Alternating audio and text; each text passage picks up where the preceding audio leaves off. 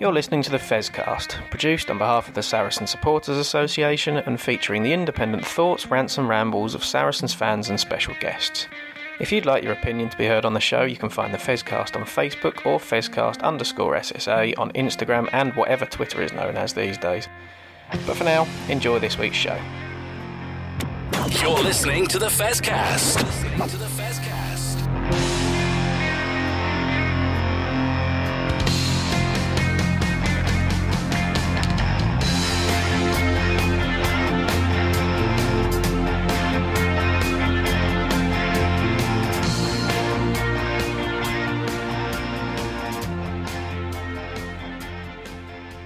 Well, hello everybody and welcome to your next edition of the Fezcast, and this one's got a bit of the feelings of Avengers Assemble, Guardians of the Galaxy, I think, because I think pretty much most of us have got a bit of input into this week's show.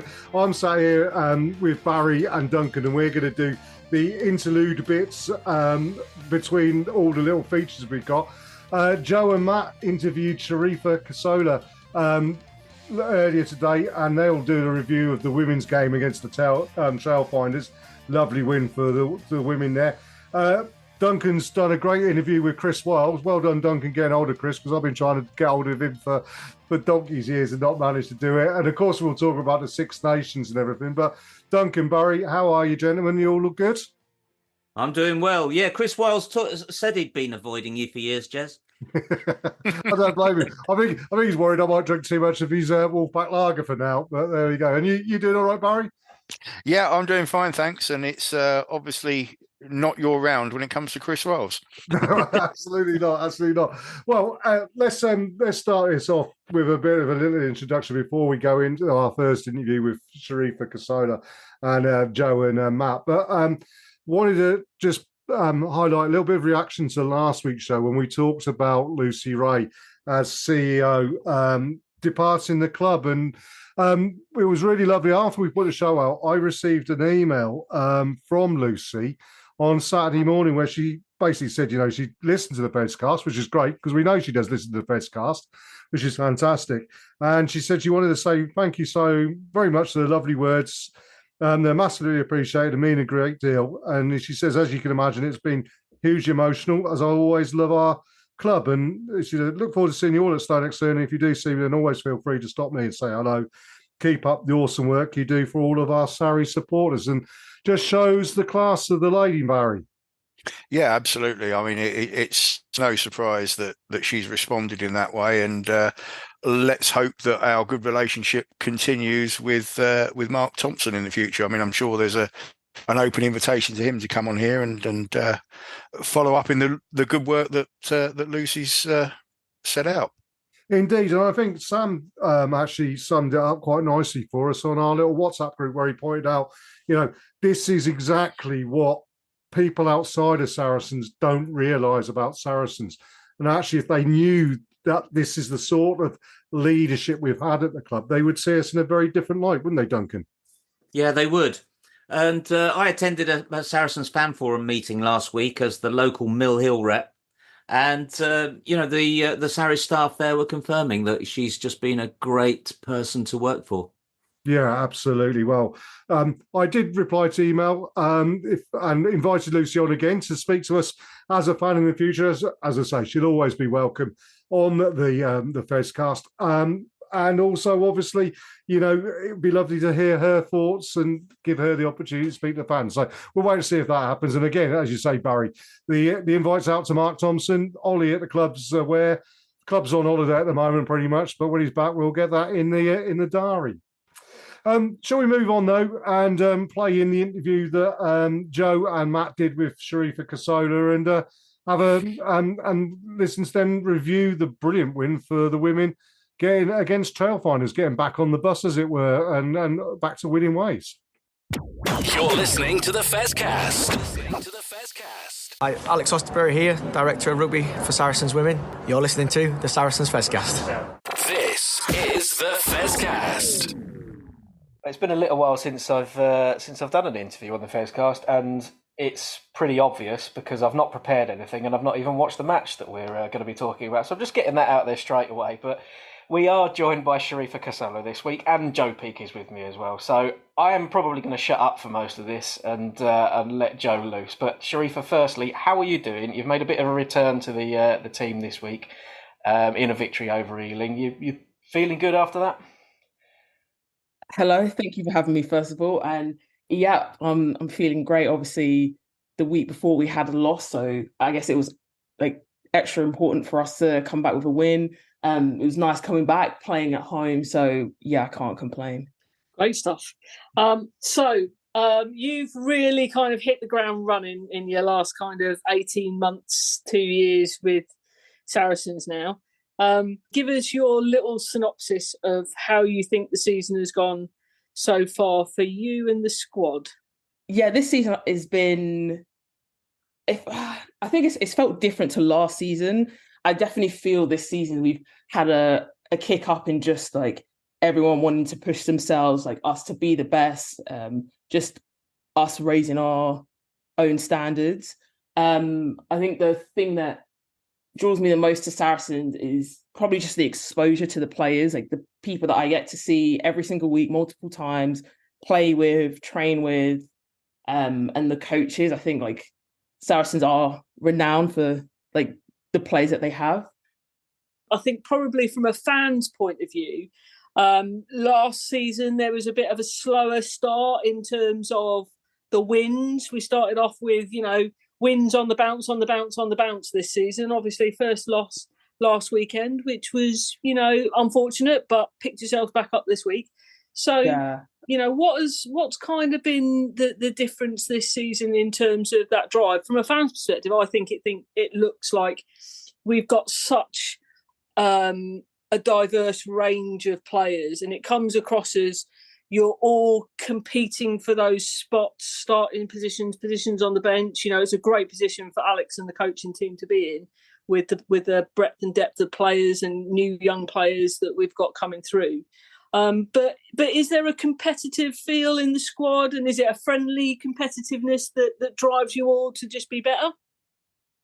And to be fair, I think particularly me personally, I guess like sort of for the wider squad, I do think us having that slow start last season and being so close to the final and obviously losing in the semi-final is a factor in us just wanting to have a way better start this season. Like those things stick with you. And I remember like when we played Exeter and lost, like just in myself feeling like, like I wish I could have done more. Like I want to be better and contribute more to the team. And like, like that all starts with just us, being ready at the start of the season and making sure that we know our jobs, we know each other's jobs, and we have a fast start. Like there's no, it is a long season, but I just feel like there's no time to be sort of dwelling on losses. And I think like that's why we've all kind of kicked into gear and making sure that we go into each week,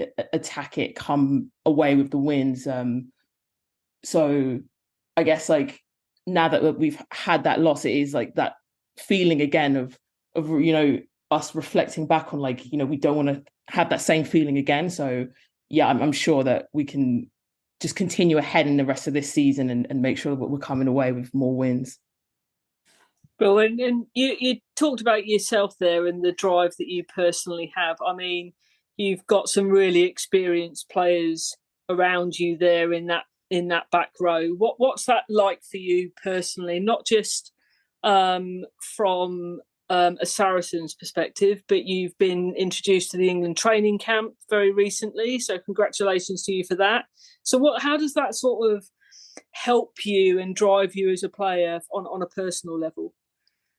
I think it's just the realness of seeing these players like just right there in front of you, like Marley, Poppy, Sophie, like these players who have got immense international experience, G as well. And like, it's just having that contact time, and like you see like why they are the top of their game, like from like how they train, like their attitudes, their mindset, and it just makes it a whole lot real than rather than like sort of seeing your heroes through a screen on TV sort of thing. This is where the difficult questions come now, Shaz, because Matt's in now. No, I'm just not at all. No, I mean, every time we have a guest on this show, we always ask them about how they got into rugby and their background, and everyone turns around and goes, yep, I was first chucked a ball at 8 years old, and I played for this club in my juniors, and I did this and I did that. But your story is actually a little bit different to most, and it shows clearly the difference between a good athlete and me. I went to university, and the first thing I did was go to my Freshers' Fair and join the Real Ale Society. And I spent 4 years on the piss. You went to the Freshers' Fair and took up rugby. What made you do that? What made you decide rugby was the sport for you? Because, coming in a little bit later than a lot of people, you've had a pretty fast rise in the game, it has to be said. I'm actually surprised that a Real Ale Society and a Rugby Society haven't done a joint social together. I'm sure they can go hand in hand. I think... Yeah, definitely a completely different story. I feel like a lot of people, as you said, like start picking the ball up when they were really young. For me, it was like playing netball. It just didn't feel enough. I think that was particularly just due to not having access to take it to another level. So I just sort of became bored of it.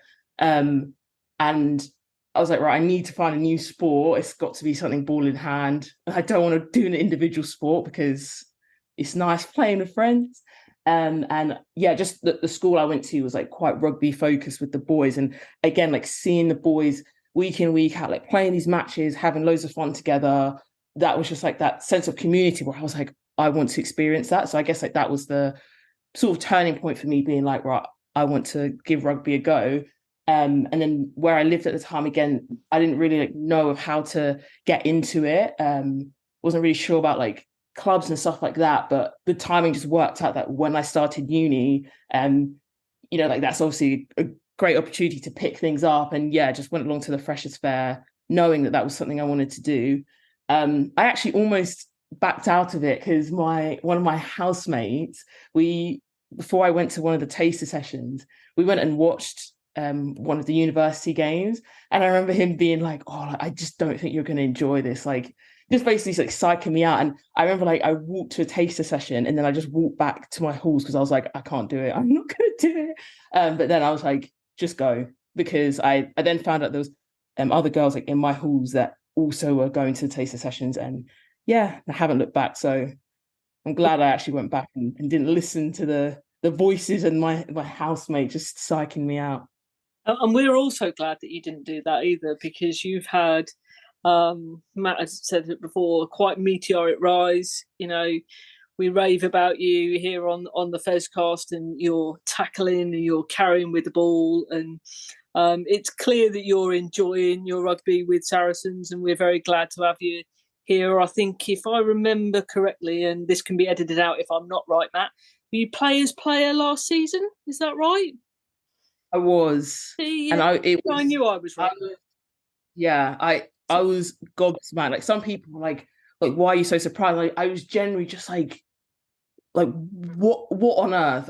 I actually had no words after receiving that. So that was an immense, and that's definitely going to be in my highlights of achievements of my life to date. I'm just going to chuck it out there. Do you know who else picked you for player of the season? No way. He did. He absolutely did. Wow. Yeah. You had a fantastic season, and Joe talked about it as well. You're playing in a back row that contains some serious stars in world rugby, and I think that is probably, like you said, it's to your benefit as well, but it just shows how quickly, and just going back to the university side of things, so you would have basically first picked up a rugby ball properly, 7-8 years ago, is that? Or... Yeah, I think this is my 6th season or 7th of playing rugby. And you've been picked in an England squad after that amount of time. Like, it is my just... exploding. My head's exploding. It's so good. Thank you. Yeah, I do feel like I'm trying to just take it day by day, but when I have that conversation with somebody else, it is like immense. No, I'm not surprised. And sort of being picked up by Saracens, how did that sort of come about?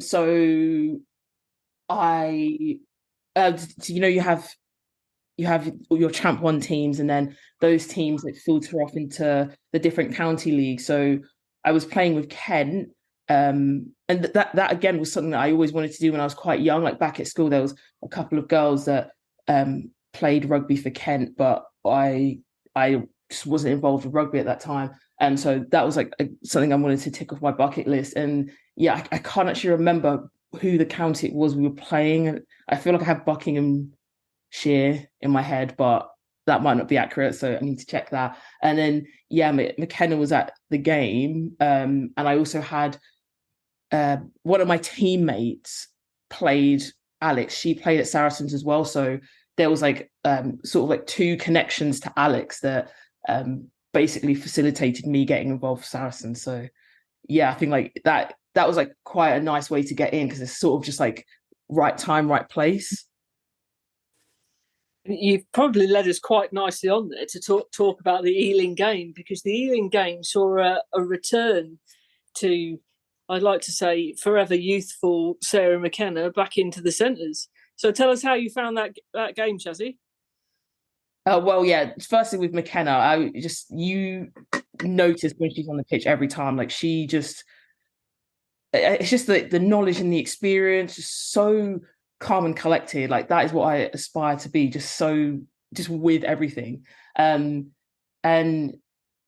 yeah, like it, I enjoyed the game. I do feel like, kind of reflecting back on it, I do feel like there were bits where, I don't know if this is just like us wanting to strive for perfection all the time, but yeah, I do kind of feel like there were little bits where I'm like, oh, like, could we have done differently there or better? But like, there's always something to take from these sort of games. So I'm glad like we still came from that with a win, and there's still things to look at. So I guess like that's always how we're going to be able to improve. Yeah, I mean, Ealing first season in the Women's Premiership. They're an up-and-coming team. We've got some star players there, and I think we saw a couple of those in action this weekend. And Abby Dow is just ridiculous with her speed, and it feels like everything else is in go slow when she runs. Sometimes she is quite ridiculous. But I think it was a really competitive game. I think there was some really strong, outstanding performances there from the women in black, and I think you kind of hit the nail on the head there. A couple of things probably to work on going forward, and then some real positives in terms of the players that you've got back. We talked about Sarah McKenna there, and we talked about yourself coming back as well into the squad after a little bit of time out. But it's a really strong position that I think Saracens find themselves in terms of Alex's ability to rotate that squad now with the quality and star quality of the players that we've got across probably every single playing position there now. Yeah, definitely. Like, firstly, props to Ealing, as you said, like a new team. They've really been putting all the other teams in the league under pressure. So, who knows where they're going to be next season once they've had that year together and got a feel of everything. And yeah, like insane individual performances, like Sydney Gregson, just hands down. Like there's nothing even more to say. And just as well, like Tori getting a chance to, I think that was her first game at home. Yeah. Her first league game.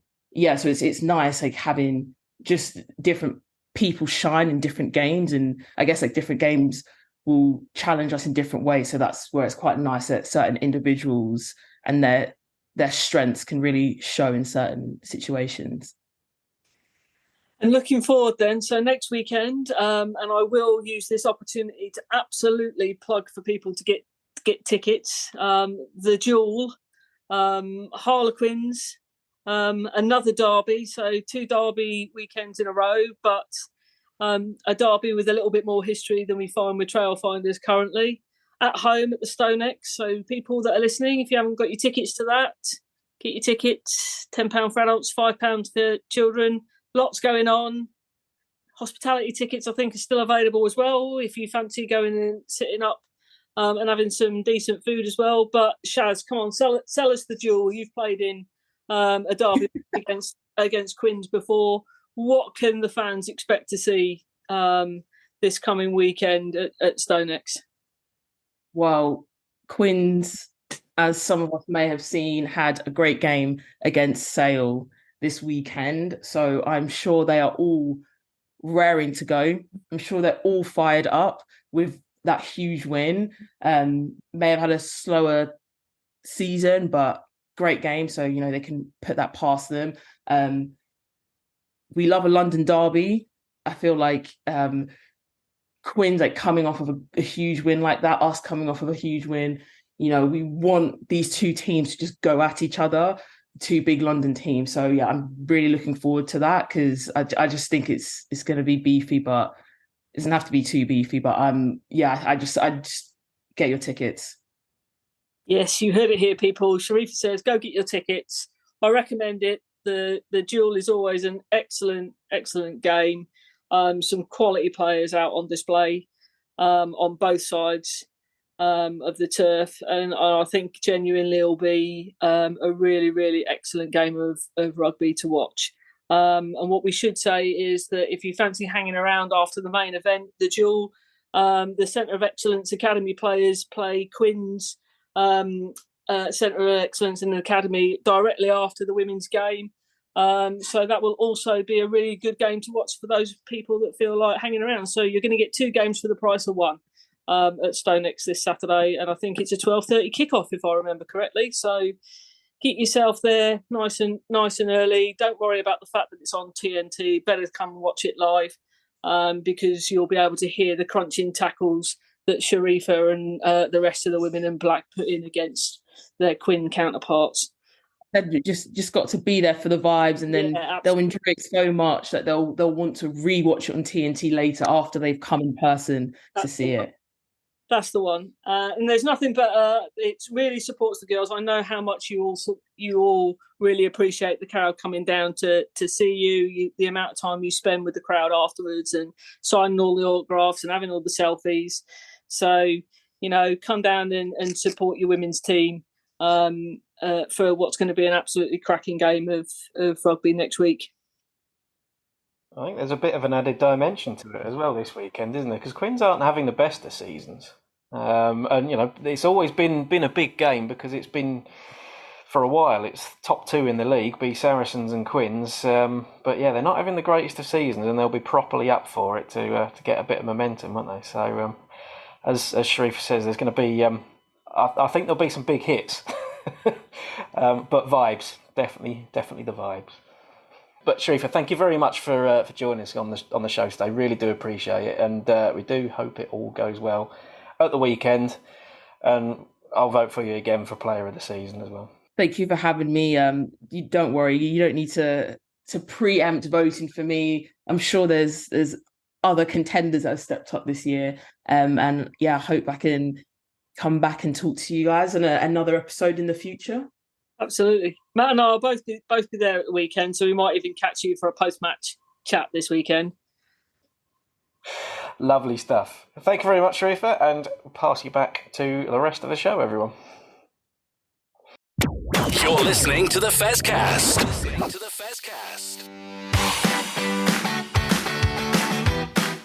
You are listening to the Fezcast, which is proudly sponsored by the Saracens Supporters Association.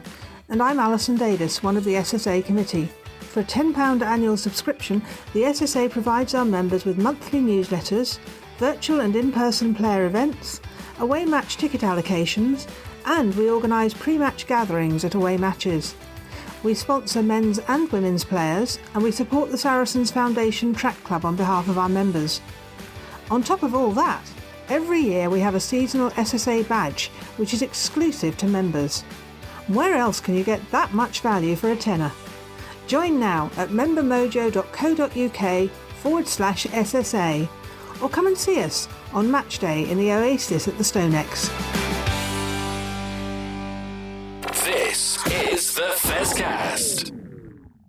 Well, yeah, wonderful to hear from Sharifa there. Brilliant interview from Joe and Matt, and lots of insight there. Let's move on, shall we, to another interview and part one of an interview that you, Duncan, did with Chris Wyles. And I say, well done for nailing him down, because he is a bit like Jelly at times, but trying to nail him down. But really, I think everybody's going to really enjoy this little chat, Duncan. Hope so. This This is the Fezcast. Saracens have had some great wingers over the years, and we've got some great wingers now, but really pleased to welcome someone who's right up there with the best of them. Welcome to the Fezcast, Chris Wyles. Thank you for having me. Appreciate being on. I know it's been a long time coming. We've discussed coming onto this podcast for a while, so I'm glad to be here. Look forward to chatting. Yeah, pleased that you're here as well. As usual, let's start at the beginning. I'm assuming that you took up rugby when you moved to the UK from the US when you were 11 years old, I believe. Were you playing American sports before then? Yeah, it's interesting you ask that question because it's only in retirement and with my kids picking up sport that I've reflected on the fact that I didn't actually really pick up a rugby ball until I was 11. So you're right. I missed out on those early years playing rugby, and I think they can be pretty formative, but I did play a lot of American sports. So basketball, baseball, played a lot of football. Didn't play too much American football because we weren't quite ready at the right age, but we played something called fumbleitis, which is where you just ran with a football, and if you held onto it, you just kept on running. So maybe a version of rugby whilst everyone was trying to tackle you. But yeah, so I missed out on those early years. And one story that really pops up in my mind is when I first played my first game, competitive game, or maybe it was actually training at Alderbury School, wasn't too far away from our training ground, Old Albanians. And they put me on the wing, obviously kind of athletic and fast. And the opposite winger tried to go around me, and I had never really tackled anyone. So I just side tackled them, straight sent off immediately. So it wasn't the best start. Instinctively put my foot out because actually growing up on the East Coast, in Pennsylvania, post 1994 World Cup, I was mad about football, soccer. So I came over wanting to be a football player. Rugby was just kind of a side note, really. And it was the school that got you into it, was it? Yeah, I mean, I continued to play football at school, and then I found cricket, which I'd never really played either. So that was I was a left-hander, so I just hit the ball like a baseball. And then rugby, as I continued to play it, and as I continued to develop, I realized I enjoyed the physical side of the game. And so for a period of time, even at my secondary school, Haileybury, I still had this thought in my mind that I could be a footballer. And of course, that was never going to happen. So the longer it went on, the more I realized that if I want to be a professional sportsman, I think rugby is the way to go. So presumably you carried on at Nottingham Uni. You then played in the championship for Nottingham and then on to Northampton Saints. And along the way, the US picked you up for Sevens and the World Cup. How does that happen? Do you ring them up and say, oh, by the way, did you know I'm American? Well, in truth, because I wasn't exactly a mercurial rugby player, I'd say I had a good attitude and I fitted well into the Saracens environment because I worked hard and trained hard and did the things that I think were expected of me. I certainly wasn't playing age grade rugby when I was younger. I think I showed promise, but as I say, I wasn't mercurial and up there with some of the other stars at the time. So got my degree at Nottingham, which I'm hugely thankful for, and did well in the championship. I played a lot of outside centre for Nottingham and loved that. I played with actually Tim Molinar at 12, if you remember that name. He was a beast of a player for Nottingham, ended up playing at Gloucester for a bit. But I had to sort of push my cause and got a trial at Northampton. And that was a really tough season. We ended up getting relegated. I don't know if you remember that season for Northampton. They had Carlos Spencer playing 10, Mark Robinson, Bruce Rahana, Sean Lamont, some big names. And I struggled to find my place. And I was a youngster and really didn't play that well, to be honest. And so I think America had someone scouting across Europe for eligible players. And they probably I assume they saw I wasn't having the best time and knew that I was American qualified. I had also been selected for the England Sevens wider squad, but I never went on tour. So I never was committed to England. And so to be honest with you, at the end of my Northampton season, I was contemplating whether to go off to work and go follow some of my mates, into the city or do something different, because I thought if this is going to be professional sport, this isn't for me. It was a really tough year. And when they offered this opportunity to play in the World Cup, I thought, firstly, they offered the opportunity to play at Hong Kong Sevens, which I did and I loved, and I've always loved Sevens. So represented the US first in Sevens under Al Caravelli. And then Peter Thorburn, who was a Kiwi coach, decided to put me into the trials and see if I could make the World Cup squad. And then that's how it happened. Brilliant. What did you do at university, by the way? Politics. Yeah. That isn't going to feed into a later question because that wouldn't have helped you run a load of bars, though, would it? No, it was one of those generic degrees. I found interesting, but I'm certainly not going to become a politician. I can tell you that for free. Oh, that's good. I believe it was at the World Cup that Eddie Jones noticed you and brought you down the M1 to Saracens. Yeah, we had a pretty tough group. Our first game was against England. So that was quite a big mental challenge for me, which was not having the greatest year in the Premiership with Northampton. And then my first kind of piece of activity, having left the Premiership, was to play against England, opening game of the World Cup. We actually did okay. It was a fairly tight contest. We were pretty physical. And then, we played Tonga, Samoa, and then South Africa in our final game, which it's funny. I scored a try against South Africa, but a certain Taku Ngwenya also scored a pretty decent try. So mine was about from 5 meters out. His was a ridiculous turn of speed against Habana. So no one remembers my try. But Eddie Jones, being Eddie, I think saw some promise in me. I had known that I had a year in the Premiership and took a punt on me, quite frankly. It's quite a sliding doors moment, isn't it? Because had you not been US qualified, sounds like you would have been lost to the game. Yeah, I mean, it's interesting. I just don't know what decision I would have taken had I not been picked up. I suspect, knowing my kind of attitude, I don't think I would have gone into work. I think I've always been a pretty headstrong, ambitious kind of person. So I suspect maybe I would have tried to plug away at the sevens route a little bit more, because at the time that was a feeder into 15s. So I probably would have knocked on Friday's door a bit more and tried to really push myself on the invitational circuit to get myself front and center there. But it is a sliding doors moment. But that being said, I could have turned down the US, but by that point I was like, by hook or by crook, I am becoming a professional sportsman. This is happening. That was my attitude. And I think that served me well then once I got into Sarries. So I was like, right, I've got another opportunity. I'm not wasting this. So you mentioned you were playing 13 for Nottingham, and there's quite a few videos for Sarries with a 12 on your back. But the journey was towards the wing. How did that come about? Was that the coach's decision? Was it your decision? What happened? Well, Eddie signed me as a 15. He played me at 15 for the majority of the season whilst he was at the club. And funnily enough, Alex Good was a 10 at the time. And I had signed a contract with Sarries, which allowed me to play for the US Sevens in my first year at Saracens up until the World Cup Sevens. I said to Eddie, I can't wait to sign, but I just want to play in the 2008 Sevens World Cup in Dubai. And he let me do that. But as I got to Sarries and gained some form, Eddie started suggesting to me that, bin off the sevens, keep playing here at 15. And we had a few injuries, I believe, and Dan Scarborough had left the club. And basically, Eddie decided that, whilst I was away playing and Goody was obviously showing incredible promise, they thought, let's move him to 15 and give him a crack. And the rest is history there, right? Yeah. But at the same time, my background in rugby had been this utility, because I played at school at 10. I'd even played at 9. I played 15 for the US. I played 13 for Nottingham my entire 2 seasons there, a little bit of wing here and there. So I was kind of prepared for it anyway. And so when I came back, and then when Eddie left and into the 08-09 season and 09-010, it was very much that I was a utility back. And I was happy with that, because I could, in covering positions, it meant that I was, more often than not, I was going to play. And that, to be fair, when Brendan joined the club, he also favoured me on the wing, but he also saw the opportunity for me to plug in at 13. In fact, I say that I ended up played, I think, the first Premiership final on the wing, and I played the second, where we beat Leicester at 13 with Brad at 12. Yeah, my abiding memories of you are just this guy bombing down the wing and finishing. Yeah. I think that's what most supporters will remember you for. So it was a journey out to the wing, wasn't it? And that's where you really became a specialist and, will live long in the memories. What happened there as well, to finish the story, which I think was interesting and shows how Saracens manage players and how it's this really good communication piece between coaches and players. It got to the end of the 13-14 season where we lost a double. We lost against Northampton and we lost against Toulon. And for both of those finals, I was on the bench.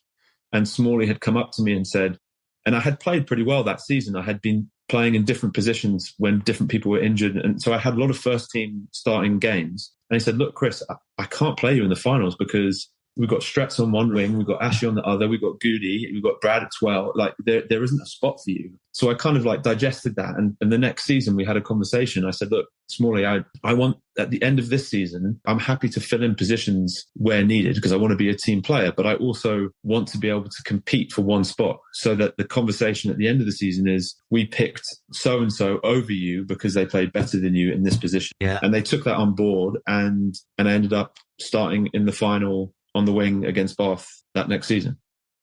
So that's the curse of the utility back, isn't it? Which you overcome by insisting on it, really. It's not just me insisting on it. I think it's a great example of how Saracens managed me through that process. Yeah. They did play me in a utility position during that season, but they listened to me and favoured me on the wing and gave me a shot to compete. And I think that's a great example of man management on their side. Yeah. So second part of my question, what are your abiding favourite memories of being with Saracens? On the pitch, I think the first 2 or 3 seasons culminating in the first Premiership win is right up there with that euphoric moment. not just because of like the final whistle blowing and us and defending for 10 minutes on the line against Leicester, but just the journey to get there from a realistically that first season under Brendan, just a bunch of solid rugby players with an amazing attitude, with a genuine brotherhood on this journey to try and prove people wrong that we can become a Premiership winning team. And it came to fruition. And I think that was just an incredible journey with Saracens. It was such a unique feeling being part of that. And then the second part, I think, would be winning our first European title. Yeah. Because again, we had conquered the feeling that we could win a Premiership, but then the next level up was trying to compete in Europe. And at the time, it was so difficult. You had these huge French teams with big budgets, and we managed to do it in the 15-16 season. And actually, overall, on the pitch, for me, that was just a magical season. Winning the double, beating Exeter in the final and Racing Metro. It was just an amazing feeling. I was there in Lyon. It was a great day. Oh, so you'll know that. I mean, it was just, I think it's because it's Europe, it's almost on par with the Premiership, but it's just that because the Premiership came first, it just tips it for me. But the celebrations after Europe, I mean, like what a feeling getting to the pinnacle of club rugby. It was incredible. Yeah, I mean, before that day, we didn't know whether really we'd ever do it, did we? But it was, that day. And poor old Racing still haven't won it. No, I know. It's been trying ever since. Well, I don't feel sorry for them this week, especially. Yeah, they might win it now. Oh, I think that's part of the attraction for Owen Goen. He's sort of done it all at Saracens, haven't he? And he can finish off a chapter in his career and be a hero there as well, Yeah. Well, he's a proven winner, isn't he? So. Oh, totally. And I haven't mentioned the off-field stuff. That's been talked about a lot, so I don't think I need to labour the point. But there was one moment, one trip, where it was the first time we all went skiing as a squad. We went to Verbier, and it's just like such a unique moment in time because it was so out there to take us skiing with the obvious risks. And it brought us together incredibly well because it was so unique and it felt so, it just felt like, it felt wrong in some ways. And so right. We had an amazing time and it brought us so close together. And I always remember those moments being on the top of the mountains with 40 guys skiing around, having a great time together, not a rugby ball in sight. And it was all about connecting. And that was a special moment. Every single player that I've interviewed has mentioned that weekend. With a sort of disbelief in their voice that it actually happened. A couple of years later, we went to St. Anton, and I believe they did another skiing trip after I left. And they're all incredible, all amazing. But it's a bit like winning the Premiership for the first time. The first time you're out there as a squad, when you've always been told, I believe contractually you're not allowed to because it's seen as an extreme sport if you get injured. And it was just like, another moment of euphoria. Like, I couldn't believe it. Please, all of you, come and break your contracts collectively. Yeah. Couldn't have done anything, could they? No. You're listening to the Fezcast. Yeah, brilliant stuff there, Duncan, in part one. Really covered a lot of interesting subjects there. And of course, I mean, he sat on a sun lounger somewhere with a family, isn't he, at the moment, having a cold one. But Owen Farrell again comes up in conversation with Chris, and undoubtedly we'll discuss him as we talk about the Six Nations now. Yeah, it was obviously recorded the week that the news came out, which was good timing. In that first part, the bit that I found was fascinating is that had he not been American qualified, Chris might have been lost to the game, which is interesting, isn't it? Well, yeah, absolutely. And I think it's perhaps even more pertinent now as one you see, USA didn't qualify for the World Cup, weren't at the World Cup. It's a hugely, so much potential there as for the game to take off. And indeed, they're going to have the World Cup there at some point as well. It's really important that we look after these other nations and grow that game, isn't it, Barry? Yeah, absolutely. I mean, there were some fascinating results in the in the European Championship underneath the Six Nations, and maybe we'll get onto those later on. But we do definitely need to try and grow the game, and obviously the easiest way to grow the game should be in the emerging nations. It's one of the most challenging aspects, isn't it? In the last round of European matches, one of the highest attended games was Black Lion of Tbilisi versus Clermont. 17,000 people. And as you say, Barry, Belgium beat Portugal. There's the potential for a thriving competition there, and it really needs to be addressed. Oh, absolutely, 100% agree with you on that one. But let's have a chat about the Six Nations, and I think it's fair to say that there were some unusual results, certainly some unusual scorelines, and we'll know that from the fact that we're all doing my little prediction game for Motor Nero, and there was only 3 people, and one of them was with Big Dog. who got all three winners right. That's my wife entered that one on behalf of Mungo. But I mean, people did put down Ireland to beat France. I think that's fair comment. They had that chance, but to win in the way that they did was remarkable, wasn't it? And we are going to concentrate more on Saracens players, but we think we briefly need to speak about it. One, Paul Willemse, who's doubled down on his 2 red cards, because the first one should have been a red card as well as the second one on Friday night. Now turning around and saying, well, how do you want us to tackle? And I think the answer is, Paul, not at head height, mate. And you probably want to retract that one before you go and see the disciplinary committee. Yeah, he's going to need some very nice biscuits when that comes up on Tuesday this week, I guess. Yeah, I mean, they probably some Parisian patisserie. I think is more likely than the biscuits. But yeah, I mean, let's be honest about it. Though. Ireland were really, really impressive, weren't they? And I mean, I think the funny thing I saw the Irish comment was that they're now everybody's saying, well, who can beat Ireland? To which the obvious answer is whichever team plays them in the quarterfinal of the next World Cup. But as far as the Six Nations go, I mean, the only away match they've got is against England, and it's an England team in evolution. If Ireland could do that to France, then, I can't see anybody, I could see a back-to-back Grand Slam for them. They were really in the way that other teams have played. They were really impressive, weren't they? And one of the things, as you say, to win by that margin and be so dominant, even though the French were doing their best to get sent off. But the other thing that was interesting is anybody who's seen the Six Nations programme from last year on Netflix and has seen Sean Edwards glaring at the whole team, telling them not to fanny about, and he doesn't use the word fanny, he uses another word beginning with F, in their own half, chucking the ball to each other. And lo and behold, first half, they were doing that. I don't know what he said, what they thought he was going to say to them at half time. But I guess in many ways they were forced into doing that by just the sheer pressure of the Irish, who were just awesome.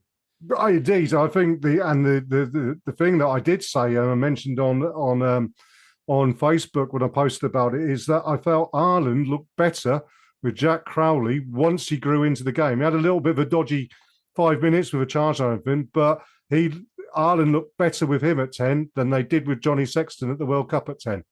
Who would have known that Johnny Sexton was holding them back? Well, yeah,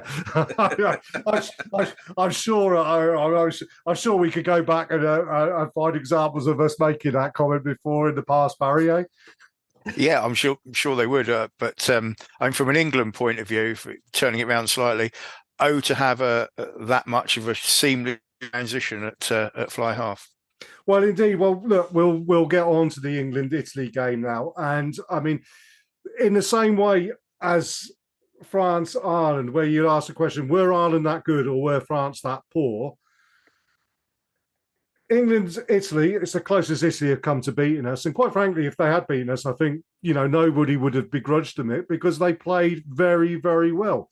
England didn't play as well as perhaps we were expecting, but played well enough to find a way to beat a very spirited, very talented and very well-organised Italian side, Barry. Yeah, there was elements of England's game that seemed to be an evolution. I mean, there was a few times, particularly in the first half, I noticed when we were actually we weren't waiting for Mitchell to get round the back of the ruck to get the ball away. Whoever was closest was going in there and getting it because it was the idea to get quick ball, and that worked for us for a while. It was just a little bit inconsistent. We had our good moments and we had our not so good moments, and we're going to need more of the former on this Saturday against Wales. That's for sure. Well, indeed, yeah, and we'll discuss Wales in a bit. But I mean, we've got a number of players from Saracens, Duncan, who were involved on the weekend, and one player in particular who wasn't involved. And we'll go with Owen first off, because I think, hopefully, not that the haters would ever admit this, and you'll have to drag them across coals and rip out their fingernails with pliers and whatever to get them to admit this. But this tournament, we will potentially find out why Owen Farrell is so important for Saracens, for England, sorry. In particular, when it comes to defensive organisation, because the one thing that let us down was our defensive organisation. Now, we've got a new defence coach come in, Felix Jones, who is an exceptionally good coach. I mean, you don't win 2 World Cups with South Africa and not be a good coach. And he's clearly got an idea of how he wants England to defend. And it's based on speed. It's based on blitzing. It's based on getting up in the faces, which is all well and good until you have one player doing it at 95 mile an hour when everybody else is doing 70 mile an hour. And Henry Slade was the source of so many doglegs and created overlaps for Italy that they exploited on 2 or 3 occasions. And really, Henry Slade, I'm assuming, is the defensive leader now in that side as a senior player. He didn't do a great job of being defensive leader, Duncan. He didn't.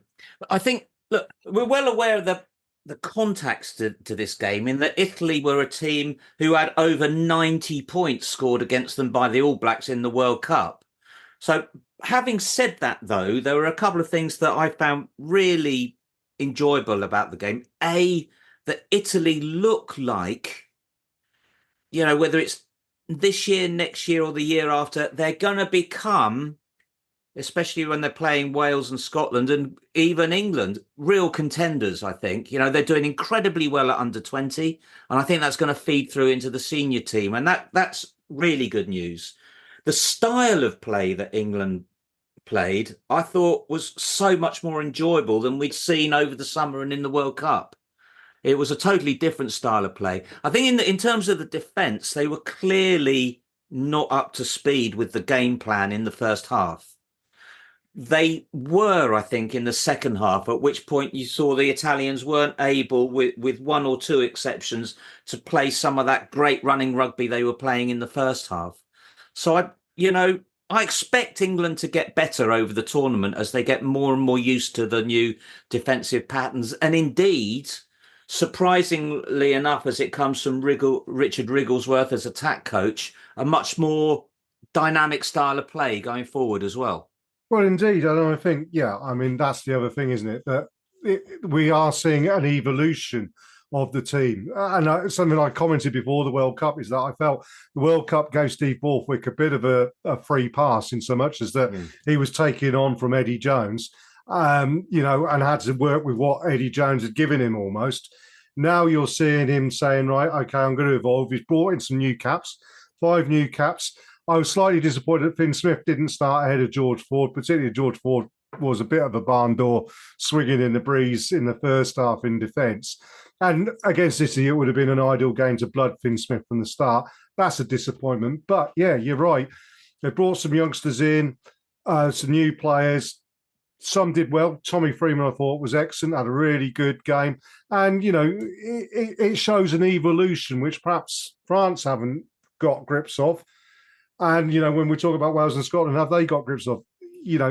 I'm not seeing England as being Grand Slam champion this year, but I do see a progression which builds into the next World Cup cycle. Barry, is what you want to see, isn't it?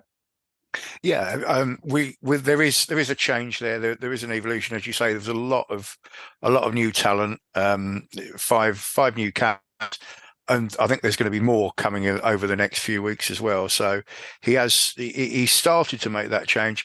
I get what you're saying about Finn Smith, and personally, I would have picked him, but he probably looked at that and thought, you know what, we just need the odd experienced head. And I mean, George Ford's not really been on form this season since he's back from his injury, but you can see why he's picked him. But hopefully he'll say, okay, well, let's give Finn a go against Wales.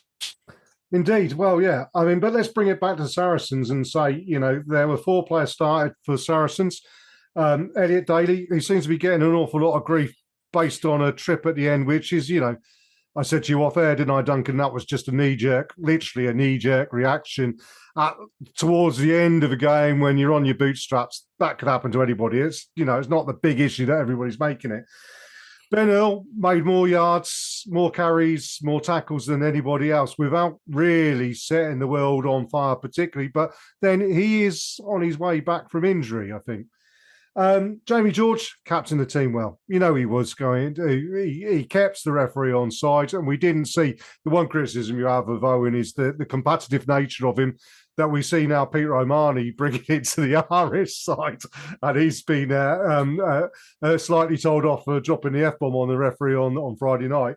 But the one player I thought, and he got into my team of the week, so I always pick a team from all the games of the week. And Maro Itoje got in ahead of Tark Byrne, which a lot of people have sort of gone, you sure? But Maro's work at a breakdown, once he came back from the couple of penalties he gave away and readjusted his game, was excellent. But his line-out work was phenomenal. I mean, he single-handedly, the one thing that Italy couldn't get a grip on was their line-out. They lost line-out ball because Maro Itoje was calling it, picking it, and attacking in the right way, Duncan. You're absolutely right. They all played really well. And Theo, when he came on, did really well as, he did his dynamic stuff as well. I thought Elliot Daly was great. Yeah, it was a silly trip. I got him a yellow card, and that's a bit of a howler. But as you say, it's towards the end of the game when I'm told you do these things. But no, overall, and I loved the interplay he had with the other wing. They were often crossing over, being very fluid and very creative. Indeed, yeah, absolutely fantastic. And as I say, it's a progression. That's what we want to see. Now, we're going to have to talk about Wales versus Scotland, and because, that was just batshit crazy, wasn't it? I cannot... well, the first thing I'm going to say about Wales versus Scotland, Barry, is that was Finn Russell's career in 80 minutes. If you've got a player on the front or a team on the front foot, there is no better standoff in the world than Finn Russell.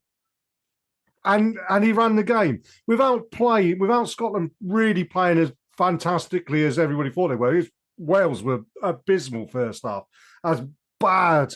At one point I messaged my mate up in Scotland, Graham Smith, and said, you're going to embarrass Wales here. And at one point it looked like it could have been 50, 60 points, crazy. Now, obviously, they've gone into the changing room, and Warren Gatland, normally takes Warren Gatland about 2 or 3 games in the Six Nations to work out, actually, just trust these skillful players you've got, because they've got a lot of skillful players, and let them have their head. And it's taken him 40 minutes, which doesn't bode well for England next week, because second game, they're still doing their gap ball. But second half, they came out and they attacked Scotland, and Finn Russell just went missing. And when you're the captain as well, he just couldn't be asked, Duncan. Was it just him? I don't know. I was out with a load of non-rugby fan friends for a lunch. Got home halfway through the first half, and WhatsApp to a load of people. Have Wales been this rubbish the whole game? To which the answer came back, yeah, and they were dire.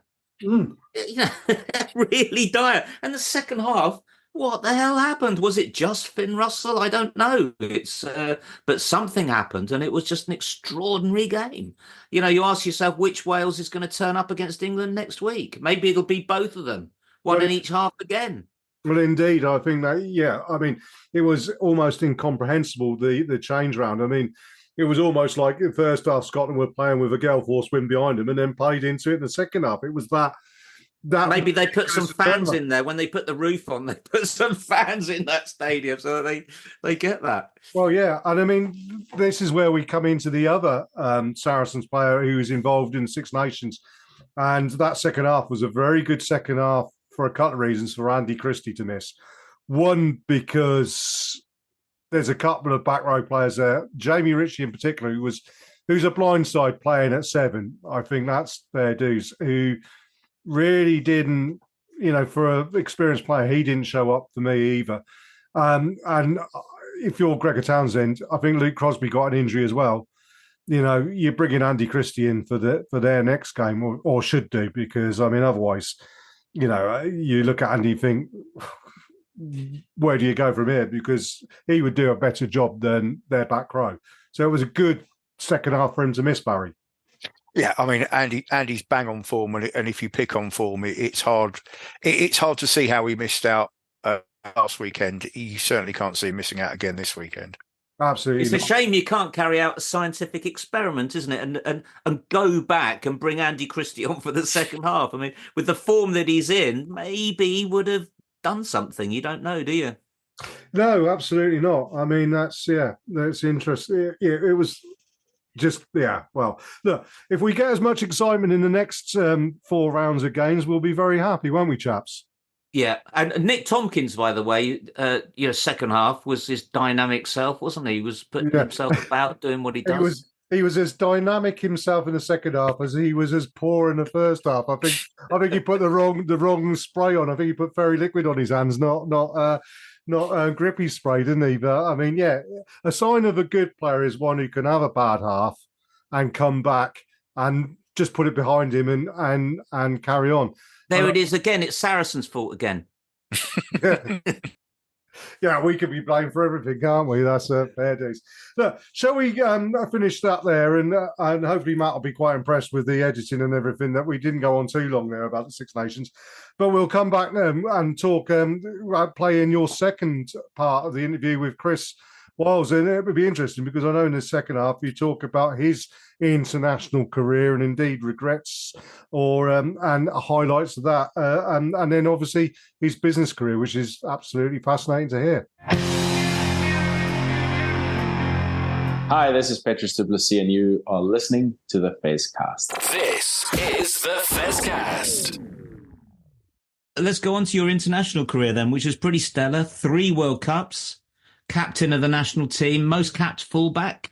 We touched on this before. It sounds like no reason for you to have any, but you haven't got any regrets about joining the country of your birth as opposed to the country of your parents. Look, I'll answer this honestly. I have huge amounts of what's the word I'm looking for? I feel very thankful to the US to basically getting my career back on track and giving me the opportunity. And then I've had wonderful moments, met amazing people. Being able to compete in 3 World Cups and playing for the US was a fantastic experience. And fundamentally, I grew up in the US and lived there till I was 11. So I have amazing childhood memories of the US. And so I feel extremely connected to it.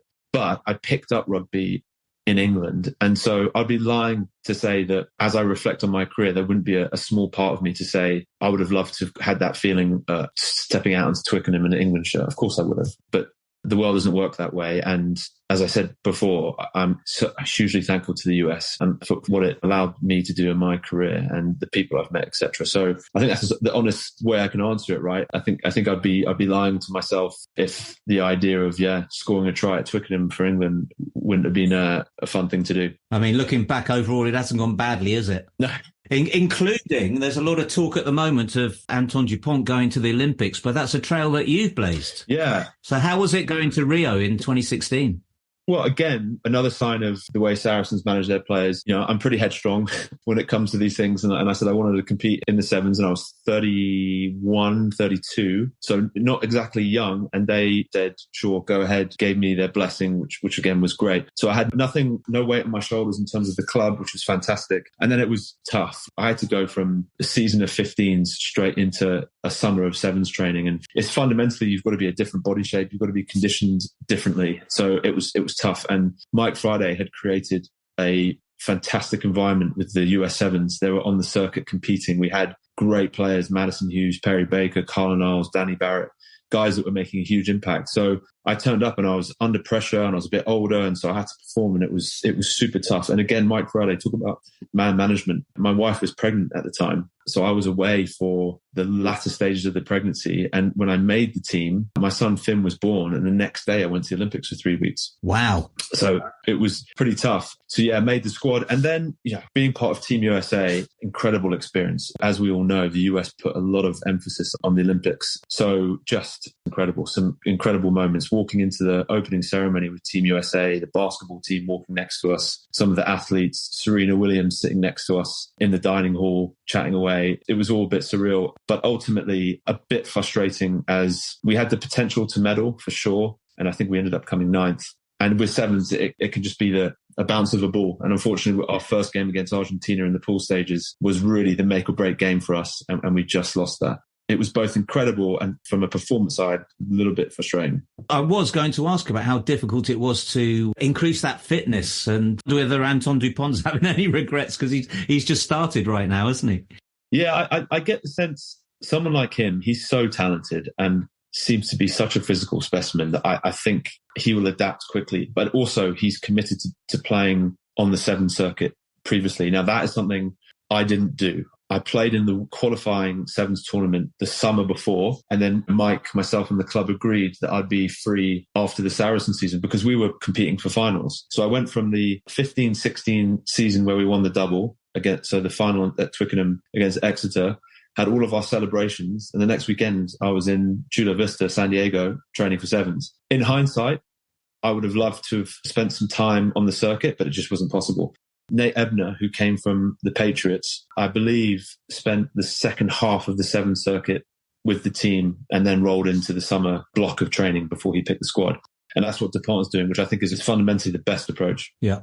So many players have talked about how difficult it is to give up the career, give up the camaraderie, give up the sense of purpose, etc., give up the adrenaline rush. But you and Alistair Hargreaves seem to have things pretty well planned in advance with Wolfpack, which you set up with the help of the Club and Green King, I believe. Yeah, I mean, we set the business up in 2014, and it's been a great transition, a great weapon to have in our arsenal to help us to move away from the club and get into kind of the working world. But I would still say that the way I look at it, and I'm now 5 years retired and I reflect on it a little bit, obviously, as we all do, is I think there are pillars, so you might have financial health as you retire, but you might not have fulfilled the kind of pillar of purpose. So you might not have found a job that is really fulfilling the purpose, or you might have a job with lots of purpose and lots of camaraderie, but it's not really where you need to be financially, because often you retire with a mortgage and kids and overheads. And so I kind of feel, from my perspective, it was great. Wolfpack was a great thing to retire into, but it doesn't replace for me the full camaraderie or the competitiveness that you had every weekend. So there's elements where it really helped, and there's elements where I think it's always going to be difficult. I think some players leave the sport and are just delighted to get out of it. I think my feeling is that I would say that more often than not, there's a tricky element somewhere along the line, somewhere with one of those pillars, right? It's such a unique life, isn't it? As I say, being part of that team, having the single purpose, having the excitement of what you do, it must be almost impossible to replicate. It's just such a bubble. I mean, if I relate it to a business, for example, I came out of sport and we're very used to black and white results. And your life is, you get instant results. You play on the weekend in front of thousands of people and the TV. You get big highs or big lows, and then you build for a week. Yeah. And what I found in business and just generally out of that bubble is that things just take longer and take more time, and you have to be more patient, and you have to compound decisions and activity. And there's just a level of patience and composure that I think you need in normal working life. Whereas in sport, it's so fast paced, so fast moving, such big highs that I felt that's where I needed to adjust. But you don't have that pressure of standing in front of 10 or 20,000 people in a wind with the ball coming down. You've got to catch it, do you? No, you don't. And that was, in fairness, that was the great thing about Saracens is you always felt we were such a great club. I was able to play in such a unique generation of the club that you always felt confident going out into the pitch. And so I can imagine, whereas I did feel the difficulty of playing that season in Northampton, and I felt everything just kind of closing in on me. So I'm very fortunate to have been at the right club at the right time. That training as a rugby player, I can imagine when you go into business, it gives you a good background on team building, on goal setting, less so on cash flow planning and marketing, I would imagine. Yeah. How did you fill in those gaps when you set the business up? Well, Al and I's thesis was, let's set a business up and let's learn by doing. And more than likely, we're going to make a bunch of mistakes, which we did. But at the end of your career, we could at least go out into the working environment and have an interview and say, we set this business up and it failed for this reason. As it happens, we were able to work through the challenges. I'll give you a great example. We had the bus from 2014 onwards. We had the bus there every other weekend, as you know. Yeah. Now, that was working well. And we brought someone over from South Africa, one of Al's close friends called Scott. And he was on a salary. And it wasn't until the end of the season, where there were no games, that we had to consider cash flow, because there was no revenue coming in from games, and we started to pay Scott. And so it was a very early lesson in cash flow management. And that was the thesis. We wanted to learn by doing, and then we have to kind of overcome these challenges. And then the second point is that we were, where we didn't feel we had expertise, which, as you can imagine, was most places, we would try and, where as best as possible, outsource that. So when we opened our first bar in Queen's Park, we had to go through quite a difficult change of use and some planning. And so we obviously brought in a legal team that could do that for us. And so we felt like at the time we were there to help shape and guide this business around, but then rely on experts to help us through the challenges. Hospitality is a really competitive market, and a startup, I think, is one of the hardest things to do. And then you had the pandemic in hospitality. But how did you cope with that? The pandemic was really tough. We opened our second bar in West Hampstead, I think 3 weeks before everything was closed down. Fortunately for us, we had decided to contract brew. And so we didn't have the overheads of a brewery. And on top of that, actually, the elements that the government put in place were really helpful to us. So we furloughed most of our team. We had really positive conversations with our landlords, and we deferred our rent. And we actually brought down our monthly cash burn to a really small amount. And so it was actually really manageable for us as a business, because, as I say, we didn't have the overheads of the manufacturing or the brewery. And really what we then were able to do was build some community equity. When we were coming out of lockdown, we took our Defender around Queen's Park, West Hampstead, different areas, handing out free beers. So we sort of used it as an opportunity. A lot of businesses moved and shifted into this omni-channel approach, where they would start selling a lot of their products online, etc. We kind of did less of that and focused on building equity within the communities, because a social equity in the communities, because we knew that coming out of COVID, we wanted to reopen the bars. And a lot of what we try and do is to make an impact where our bars are at and within those communities. So it was actually, when I look back on it, it could have been a lot worse for us. Luckily, no huge amounts of debt. I wish I'd known you were giving away beer. I saw something about Jamie George says every time he scores a try or something, there's going to be free beer in the Wolfpack. How do you make sure you're there for that? Yeah, I know. Be there on Six Nations Day, is it? Yeah, as soon as you see Jamie at the back of a driving mall, run into Wolfpack. I know, he's a high try scorer from that position. It's going to cost him a few bob. I know, to be fair, he's also got the ability to score tries from anywhere, really. Yeah. Done some kicking, chip and go. I think it was it your last game against Exeter when he first did one of those long runs and everybody was going, blimey, look at that guy go, this little barrel-shaped fella. I think there's one against Bath in the final where he burst through. That's it. Went on a long run. Yeah. That's it. Yeah, that's the one. If I remember correctly. Yeah. So you're a major presence at StoneX now, as you say, with the bus, providing us all with some great beer. What's the ongoing relationship with Saris, and what's the shape of the business now? Yeah, we still have the bus at the grounds, and it's no longer on the corner where you can stand at the top of the deck and watch the game, but we've got a great spot with some other offerings. And yeah, it's, with Saracens, they're still really supportive. Feel like we add value to the stadium. And moving forward, we definitely want to continue trying to open up more bars and just distribute our beers more and more across the UK. So really, it's more of the same. But of course, there are the challenges of some of the macro climate, as we've all faced in recent years. So perhaps we haven't been able to grow as fast as we would have liked going into COVID and coming out of that. But yeah, the business is in good shape. Al is leading us and driving us forward. And I think there are some good things to come from Wolfpack. Oh, that's good. And I certainly enjoy going to the bars. Have Gloucester let you back in yet? No, I don't think we want to be. We don't want to be there. No. Silly buggers. Yeah, that was a funny situation. No, we're happy where we are. We don't need Gloucester. Oh, that's good. Okay, well, as I said before, thanks so much for doing this, Chris. It's been a real pleasure chatting to you. And very much hope to run into you either in one of your bars or down at the StoneX. Yeah, cheers, Duncan. Enjoy chatting. Thanks for your time. Cheers. This is the Fezcast. Well, yeah, well done, Duncan. Fantastic interview with Chris there. And again, so much insight into being a rugby player is such a short career, isn't it? And being prepared for afterwards and what you do afterwards, and actually, if you spend your entire life doing rugby, really important, even if you're not going to do business, for people to be educated. It appears that at Saracens, you've seen Barrow Itaji, for instance, has just recently got his master's degree or whatever.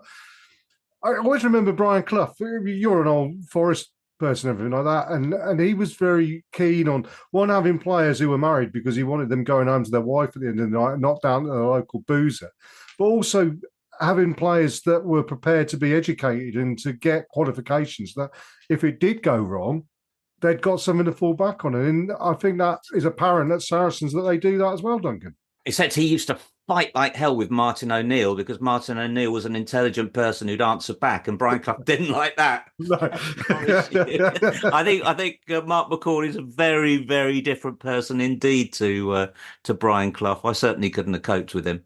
And I won't go into the stories I've heard. I know dead people can't see you, but boy. I mean, at that time, both with Wolfpack and Tiki Tonga and George Cruz's cannabis business, as I like to call it, there was a fantastic amount of support for players post-career, and I thought it was a brilliant thing. I hope as much goes on now. Well, yeah, bearing in mind that those less enlightened than the management at Saracens saw it as a perk, and it's ridiculous. And when you look at the players that give up playing, and if they give up and there's nothing in their life, I mean, it's a minefield, particularly on mental health. That if you're just taking your pound of flesh and then chucking them out. I always remember Enzo Ferrari talking about Grand Prix drivers, and he just never saw them as an asset. If Peter Collins died at a Grand Prix, he just brought in another one, or Gilles Villeneuve died, he never got attached to him. He just brought in the next cab off the rank, almost, as it were. And you can't treat people like that. You've got to look after people and make sure they're all right going forward. There's a huge number of Premier League footballers who earn literally hundreds times more than rugby players who end up bankrupt. Yeah. Because of the reasons that you say, seeking a replacement for that adrenaline, a lot of them get into gambling. A lot of the pressures that Joel Tompkins talked about that they suffer from, and just having the rest of your life, and what the hell do you do? And Marcelo Bosch talked about that, didn't he? About that one of the things he had to find was what was he going to do when he got up. And also, I mean, the fact of the matter is as well that if you're a reasonably good rugby player at a level and you're earning 10 grand a week or whatever it may be, or whatever the wages are on, and then you suddenly finish and you're not getting that money in every month, but still you've got a lifestyle or whatever that you want to continue, and you're still a young guy. I mean, I'm 52 and I still, you got to look at your finances every day and everything. If you're, 32, 33 and you suddenly, it's very difficult, isn't it? But that was one of the great positive thing about the interview with Chris, wasn't it? That, he acknowledged that he'll never find anything as exciting again, but he'd found that mix between, earning some money and doing something that was fulfilling, that will sustain him through his life. And it's great to hear about someone who's met that challenge and coped with it very, very well.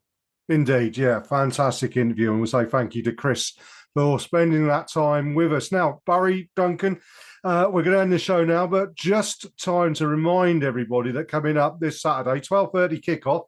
So you should be able to get along to StoneX and get to a bar afterwards to see the Six Nations games. Certainly, if I drive quick enough home, I should be home in time to watch the England-Wales game, or maybe watch it on +1 and just have the radio turned off on the way home, do the Likely Lads journey back. But yeah, we cannot recommend enough that people come along to the duel at StoneX, Saracens Women versus Quins Women. Our chance to do the double on Quins, our chance to nil them in 2 games as well. I mean, that's perhaps a bit of wishful thinking, isn't it, Barry? But you guys go into the game? Yeah, absolutely. Very good question. My wife and I have been told that we're taking charge of our grandsons this Saturday, so What I might do is arrange to take them out for a walk around about 11:45. So if you see someone down there who's got 2 children who are way, way too young to be there, then that would be me. That's a fair dues. And you, Barry, you're coming along, aren't you? Yeah, absolutely. We're having a bit of a fest get together because there's several of us going. So and we may even be wearing our snazzy new kit. So look, here's a challenge to any of our listeners: see if you can find us and introduce yourselves. A bit like Where's Wally? I'm announcing a competition here. Spot Jez Denton here, buy you a pint. Right. Yeah. I shall be in Mufti anyway. But look, gentlemen, thank you for your time recording this. Thank you to Sharifa, Joe and Matt for their interview. And of course, as I say, thanks to Chris Wyles as well for his time. A bumper show there. Really enjoyed that though. And as I say, we'll be back next week reviewing the Six Nations games and of course the duel at Stonex, where we hope to see another win for Saracens Women. Thanks everybody, all the best, and ta-ra.